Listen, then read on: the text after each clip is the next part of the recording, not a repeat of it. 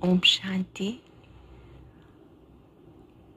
अगस्त मास की इस रूहानी मुलाकात कार्यक्रम में आप सभी प्रभु प्रिय आत्माओं का हार्दिक अभिनंदन। जुलाई मास में भी हमने रूहानी मुलाकात की, कुछ बातों पे चर्चा की। इस बार फिर से हम सबको ये सुअवसर मिला है इस रूहानी मुलाकात में कुछ योग से संबंधित तथ्यों को समझने का। तो हम सब इन सब बातों को बहुत ध्यान से एकाग्र हो करके सुनेंगे। इस रूहानी मुलाकात में हम एक एक बात को समझते हुए अपने जीवन में बदलाव को विशेष स्थान देंगे। हम सब जानते हैं कि इस ज्ञान मार्ग में जैसे मुरली का महत्व है, ऐसे ही योग का महत्व है। ध्यान से समझेंगे कि हम मुरली इसीलिए रोज सुनते हैं कि हमारा योग अच्छा लग सके। जैसे जैसे हम मुरली सुनते हैं तो हम बाबा के समीप आते जाते हैं। तो मुरली सुनने के साथ साथ योग करना बहुत ही आवश्यक है। नहीं तो हम केवल अच्छी बातें सुनते जाएंगे और ये कहेंगे मुरली बहुत अच्छी थी, ये पॉइंट बहुत अच्छी थी, लेकिन उसे अपने जीवन में उतार नहीं पाएंगे। जीवन में उतारने के लिए ये आवश्यक बात है कि ज्ञान की बातों को सुनने के साथ साथ योग भी पावरफुल किया जाए, शक्तिशाली योग किया जाए। कुछ भाई बहनें तो अमृत वेले उठते ही नहीं हैं, उन्होंने सोचा ही नहीं है। कुछ ऐसे हैं जो उठते हैं तो उनका अच्छा सा योग नहीं लगता है। वास्तव में जैसे हमें मुरली से प्यार है, ऐसे ही हमें अमृत वेले से प्यार होना चाहिए, ताकि उस समय हम बाबा से वरदान ले सकें, शक्तियाँ ले सकें। पहले अपने अंदर एक उमंग भरें कि मुझे अमृत वेला अच्छा करना ही है।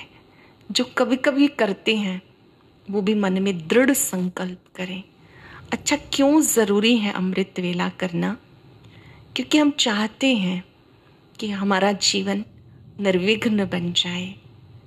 हम चाहते हैं कि मैं दिन भर की परिस्थितियों में स्थित प्रज्ञ रहूं, स्टेबल रहूं। हम चाहते हैं कि मेरे संबंधों में मधुरता हो। हम चाहते हैं मेरे व्यवहार में कुशलता हो। तो उसके लिए अमृत वेला अच्छा होना बहुत ज़रूरी है।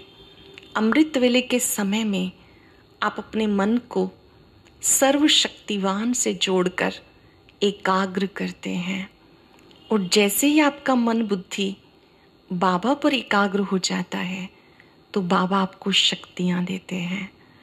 कुछ लोग ये सोचते हैं कि कोई ऐसा योग हमें बताएं कि मेरा बेटा ठीक हो जाए।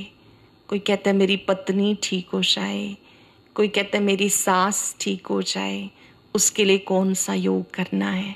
कोई कहता है मेरे ससुर जी बहुत तंग करते हैं, उनके लिए कौन सा योग लगाएं। आप किसी को ठीक करने के लिए योग लगाने की बजाय खुद को शक्तिशाली बनाने का योग लगाएं कि कैसी भी परिस्थिति में मेरी स्थिति बहुत अच्छी रहे, मेरी मानसिक स्थिति कभी खराब ना हो। कोई योग बट्टी करते हैं इसलिए कि मेरे बेटे की जॉब लग जाए, और अगर नहीं लगी तो उनका निश्चय ही टूट जाता है। देखिए, योग का अर्थ प्रभु से कुछ मांगना नहीं, बल्कि अपने आप को उसके आगे समर्पित कर देना, जो आपको अच्छा लगे, जो आपको ठीक लगे। अगर हम इस तरह की कोई इच्छाएं रखकर योग करते हैं तो वो यथार्थ योग नहीं है। यथार्थ योग क्या है कि हम बाबा को कहें, बाबा जो आपको अच्छा लगे, जहाँ इस आत्मा का कल्याण हो, इस आत्मा के कदम उस ओर चलें। अगर किसी बच्चे की जॉब के लिए आपका संकल्प है, बाबा को बता दें, बाबा आपका ये बच्चा है, आपको जैसा ठीक लगे, क्योंकि हम सब हैं एक कालदर्शी और बाबा है त्रिकालदर्शी। कोई काम होने में कल्याण होता है, कोई काम ना होने में भी कल्याण होता है। तो हमें अपने संकल्प को बाबा के आगे समर्पित कर देना चाहिए। हो सकता है किसी किसी को ये बात थोड़ी कड़वी लगे, लेकिन हमें किसी भी संकल्प को इच्छा नहीं बना लेना। जैसा मैं कहूँ बाबा को वैसा ही करना चाहिए। हमें बाबा के ऊपर छोड़ देना चाहिए। अगर हमें बाबा पर निश्चय है, विश्वास है और हमें पता है कि संगम युग पर हमारा हाथ कल्याणकारी के हाथ में है, तो हमारा अकल्याण हो ही नहीं सकता। अगर ये बात आपको पक्की है कि मेरा हाथ कल्याणकारी के हाथ में है, मेरा अकल्याण नहीं हो सकता, तो हम क्या कहेंगे? बाबा ये आपका बच्चा है, जैसा आपको उचित लगे। बाबा स्वयं ही कल्याणकारी त्रिकालदर्शी हैं, तो उस अनुसार स्वतः ही होता जाएगा। अपने विचारों को भी हमें बाबा के आगे समर्पण कर देना है, समर्पित कर देना। आपको लगेगा फिर हम योग किस लिए करते हैं? हम योग कुछ मांगने के लिए नहीं करते हैं। हम योग इसलिए करते हैं कि हम स्वयं को शक्तिशाली बना सकें, निर्विघ्न बना सकें। निर्विघ्न का मतलब ये नहीं कि विघ्न ना आए, विघ्न भले आए, समस्याएं कितनी भी आए, लेकिन हम अचल अडोल रहें। हम योग इसलिए करते हैं कि हमारी मानसिक स्थिति सदा बहुत अच्छी रहे, खुशनुमा रहे। विपरीत परिस्थितियों में भी हम बहुत सरल रहें, हमारी इजी नेचर हो। हम योग इसलिए करते हैं कि हम सबके साथ मिलकर चलें, लेकिन कहीं हमारा टकराव ना हो। योग इसलिए भी आवश्यक है कि हम अपनी आत्मा का शुद्धिकरण करना चाहते हैं। आत्मा अकेली ही आती है, अकेली ही जाती है, तो जो चीज़ साथ लेके जानी है वो जोड़नी ज़रूरी होती है, और वो है बाबा की याद की सच्ची कमाई। आप जितना याद करते हैं बाबा को, संस्कार बदलते जाते हैं, सच्ची कमाई जमा होती रहती है। जितना आप याद करते हैं, व्यवहार कुशलता आती जाती है। तो हमें बाबा को किस लिए याद करना है, ये हमें स्पष्ट होना चाहिए। हमें बाबा के सामने कोई जिद नहीं करनी, कोई बात सिद्ध नहीं करनी, बल्कि अपने संकल्प को बाबा को बताकर बाबा को कहना है, बाबा जैसा आपको उचित लगे, जैसा आपको मेरे लिए अच्छा लगे, मैंने केवल आपको अपना संकल्प बताया है।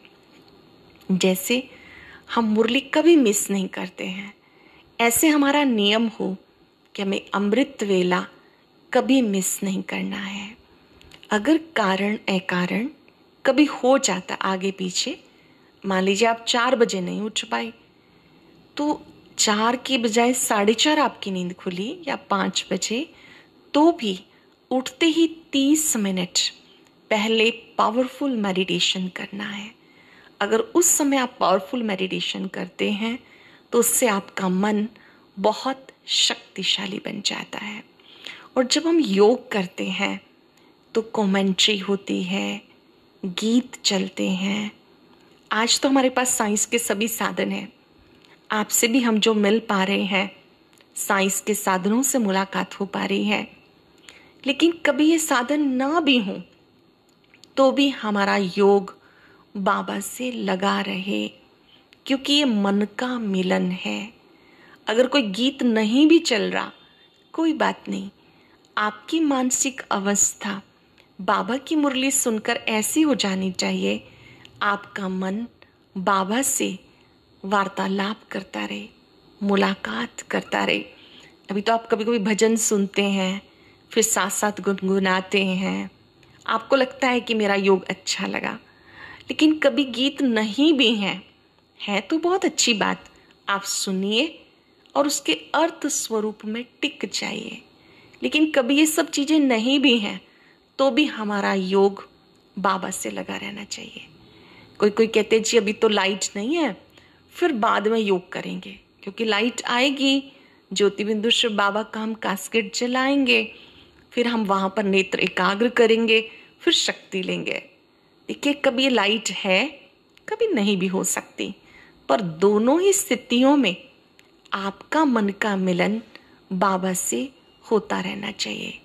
क्योंकि जब तक ये साधन है, इनका प्रयोग करना अच्छी बात है, लेकिन इन साधनों के न होने पर साधना कम नहीं होनी चाहिए। गीत चला, आपने आनंद लिया, बहुत अच्छा। नहीं भी चला तो आपके मन में गीत आना चाहिए। कौन सा गीत? मेरा बाबा, मीठा बाबा, प्यारा बाबा, दिल का सहारा बाबा। चलते फिरते भी इसको अपने सब कॉन्शियस तक लेके जाएं। बहुत सारी चीजें याद नहीं भी रहती, ये तो बहुत आसान है ना। मेरा बाबा, जैसे आप कहते हो मेरा बाबा, तो बाबा की जो गुणों वाला चित्र है वो आपके मन के पर्दे पर बनना चाहिए। दिल से आवाज आनी चाहिए, मेरा बाबा है, मीठा बाबा है, प्यारा बाबा है, दिल का सहारा बाबा है। कभी दिल में गीत बजना चाहिए, पाना था सो पा लिया, अब और क्या बाकी रहा। बाबा को पाया, सब कुछ पाया। दिल महसूस करे, बाबा को पाकर मैंने सब कुछ पा लिया। ये मन के गीत हैं जो निरंतर चलने चाहिए। बाबा की आवाज सुनाई दे, मैं सदा तुम्हारे साथ हूँ। जैसे जैसे आपके मन में स्मृतियाँ इमर्ज होती हैं, अंतःकरण में गीत चलने लगते हैं, तब आपको किसी भी कमेंट्री की आवश्यकता नहीं पड़ती है। हाँ, शुरू शुरू में हमें कमेंट्री की भी आवश्यकता है, रेड लाइट की भी आवश्यकता है, गाइडेंस की भी आवश्यकता है, लेकिन एक ऐसा रिलेशन बाबा के साथ जोड़ लेना है कि चाहे कुछ भी ना हो, लेकिन हमारा मन एक बल, एक भरोसे पर चलता रहे कि बाबा मिला, सब कुछ मिला और कुछ भी नहीं चाहिए। बाबा को देखकर अंतःकरण बाबा के बारे में कि मेरा बाबा पल पल मेरे साथ है, इस अनुभवों में खो जाए। बाबा मेरी मदद करता है, ये अनुभव होने लग जाए। बाबा को जब आप याद करते हैं तो आप बाबा के गीत सुनते भी उसके प्यार में खो जाने का लक्ष्य रखें। अगर आप दिल से कहते हैं मेरा बाबा, तो बाबा एक बार भी आपको खाली नहीं भेजता, आपको शक्ति देता है। आपको अपने मन को बिजी करना है। जब आप योग करते हैं तो अपनी बुद्धि को आवाज की दुनिया से, सूक्ष्म लोक से भी पार आप परम धाम में लेके जाएंगे। बाबा को देखेंगे, उनसे शक्ति लेंगे, फिर शरीर में लौट आएंगे। इस तरह से आपने इस मन को ड्रिल में बिजी रखना है। ध्यान रहे, कुछ लोग विचार शून्य होने की कोशिश करते हैं। योग में आपको विचार शून्य नहीं होना, बल्कि अच्छे अच्छे विचारों को चिंतन में लाना है और वैसा वैसा विजन बनाना है। अपनी मन बुद्धि को अगर आपको बिजी करना आ गया तो ये यहाँ वहाँ कहीं नहीं जाएंगे। कईयों को लगता है हमारा तो योग पता ही नहीं लग रहा है, नहीं लग रहा है। कई बार योग क्यों नहीं लगता? अगर मान लीजिए आपने अपनी दिनचर्या में बहुतों को दुख दिया है, बहुत से लोग आपसे परेशान हुए हैं, तो उस समय आपका बाबा से योग टूट जाएगा। और ऐसे में हमें सच्चे दिल से बाबा से भी क्षमा लेनी चाहिए और उन आत्माओं से भी जिनको हमारी वजह से कष्ट पहुंचा। फिर आपका योग लगना शुरू हो जाएगा। अगर हमारी दिनचर्या में ऐसी कोई चीजें हैं जो दूसरे को कष्ट पहुंचाती हैं, हर एक को खुद पता भी चल जाता है, और कभी कभी चलते फिरते लोग कह ही देते हैं जी आपकी ये बात अच्छी नहीं लगी, तो हमें उसको अपनी दिनचर्या में से हटाना है, ठीक करना है। मान लीजिए चलते फिरते टोंट कसने की आदत है, आप जब योग में बैठेंगे तो वो चीज़ आपको याद आती रहेगी, मैंने अच्छा नहीं किया, मुझे ऐसा नहीं बोलना चाहिए था। या कुछ लोग दूसरों को इरिटेट करने वाले काम करते रहते हैं। फिर आप योग में बैठेंगे, योग नहीं लगेगा, क्योंकि बाबा तो बहुत पवित्र शक्ति है। अगर उससे मंगल मिलन मनाना है तो हमें इस तरह की अनुचित कार्यों का, विकर्मों का स्वयं ही निराकरण करना होगा, उन चीज़ों को दूर करना होगा। अगर आप बात बात पे क्रोधित हो जाते हैं, किसी किसी की बात को काट देते हैं, किसी को देखकर आपके मन में घृणा के भाव उत्पन्न होते हैं, तो ये सब चीज़ें योग लगने से हमें दूर करती हैं। हमारा योग नहीं लग पाता है। चेक करें कि मेरा मन इन सब भावों से, घृणा से, ईर्ष्या से, द्वेष से, इन सब चीज़ों से मुक्त है। अगर है भी सही तो आप पत्र लिखें बाबा को सच बताएं और महसूस करें बाबा ने शक्तियाँ देकर मेरी इस नेगेटिविटी को डिलीट कर दिया। उस पत्र को जला दे। ऐसे करके अपने मन को आप क्लीन करेंगे। जैसे कोई कपड़ा मैला हो जाता है, हम उसको साबुन लगा के सर्फ से अच्छे से धुलाई करते हैं, तो उस मन की सफाई भी रोज़ चाहिए।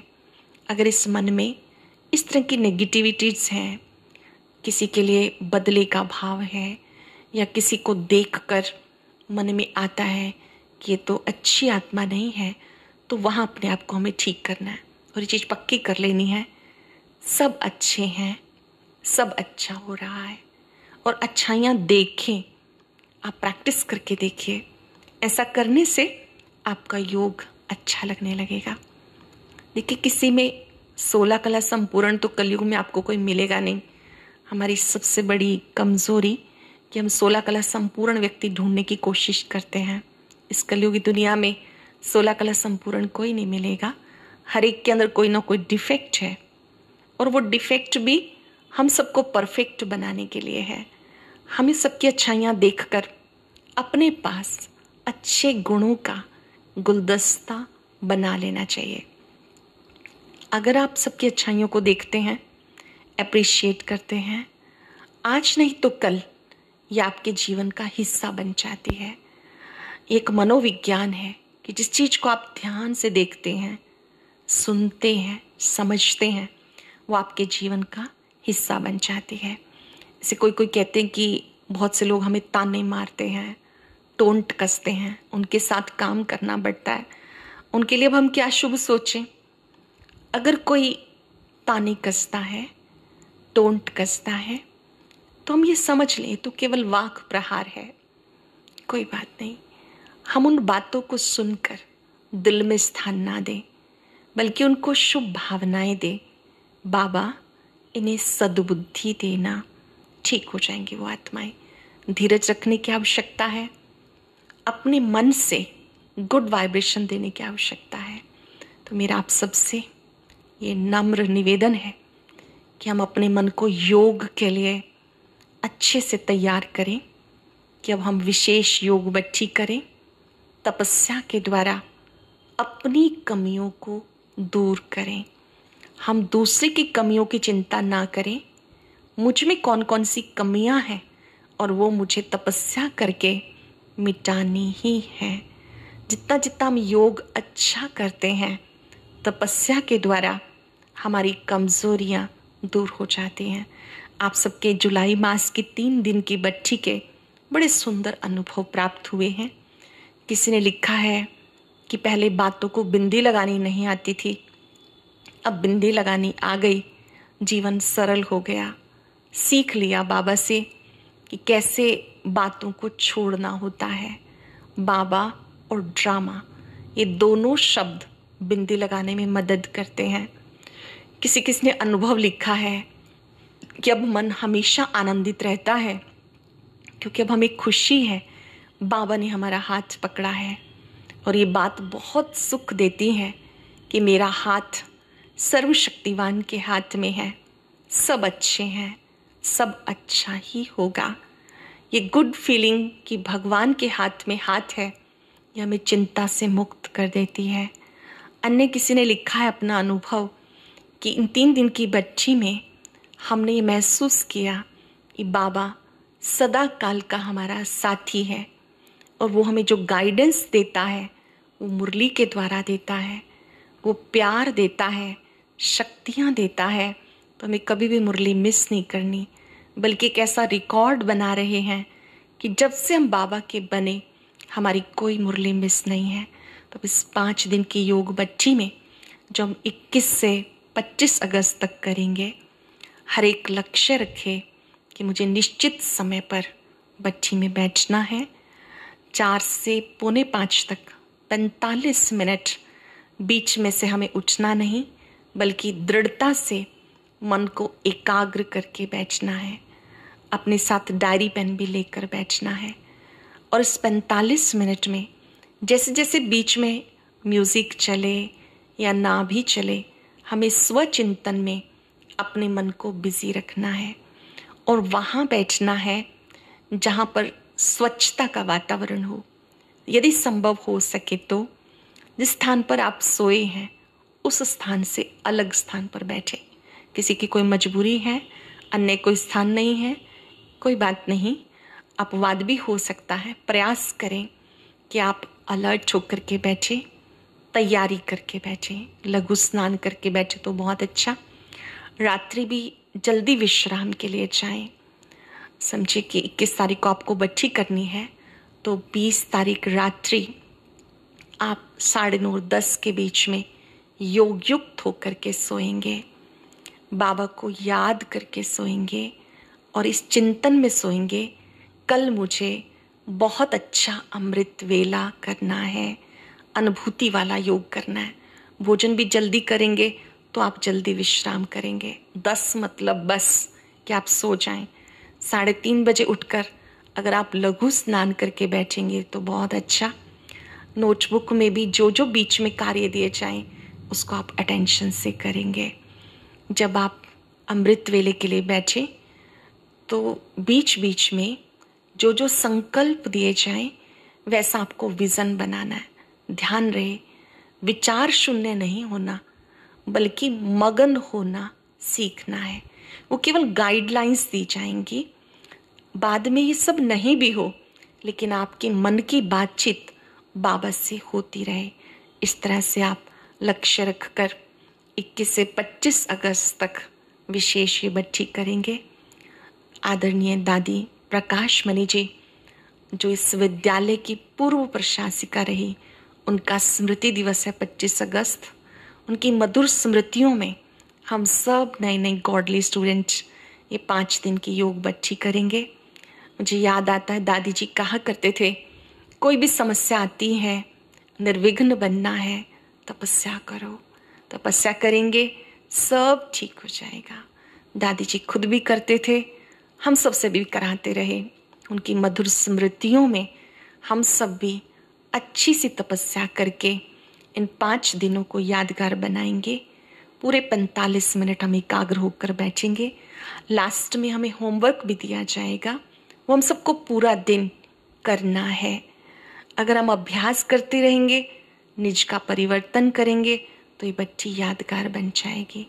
आप सब तपस्वी बने, बाबा के समीप आए, परमात्म छत्र छाया में सदा आनंदित रहे, मेरी मंगल कामना है। धन्यवाद। ओम शांति।